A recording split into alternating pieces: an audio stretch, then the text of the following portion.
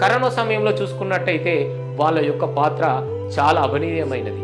ఎందుకు అనంటే వాళ్ళ కష్టాలు ఆ కరోనా సమయంలో ఎందుకు అనంటే చాలా శాఖలు స్తంభించిపోయి, ప్రభుత్వ ఉద్యోగులు కానీ అన్ని శాఖలు ప్రజలు అందరూ స్తంభించిపోయినప్పటికీ కూడా నేను బయటికి వెళ్ళకపోతే, నా పరిసర ప్రాంతాలను నేను శుభ్రం చేయకపోతే నా ప్రజలు అనారోగ్య బారిన పడతారు.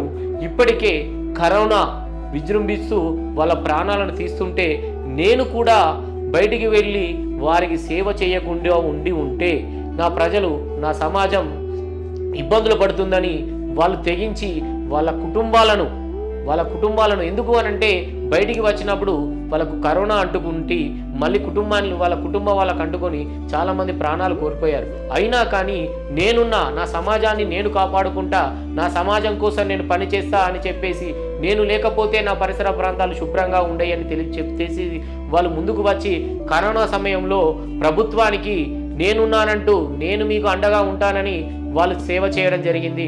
ఆనాడు వాళ్ళు సేవ చేయకుండా ఉంటే ఎక్కడికక్కడ చెత్త కానీ ఎక్కడికక్కడ పేరుకపోయి ఉంటే ఇంకా జరగలేని సంఘటనలు ఎన్నో జరిగి ఉండేది. కానీ వాళ్ళు ఇంత కష్టపడుతున్నా, వాళ్ళు సమాజం కోసం ఇంత సేవ చేస్తున్నా వాళ్ళ యొక్క కష్టాన్ని మనం గుర్తించడం లేదు.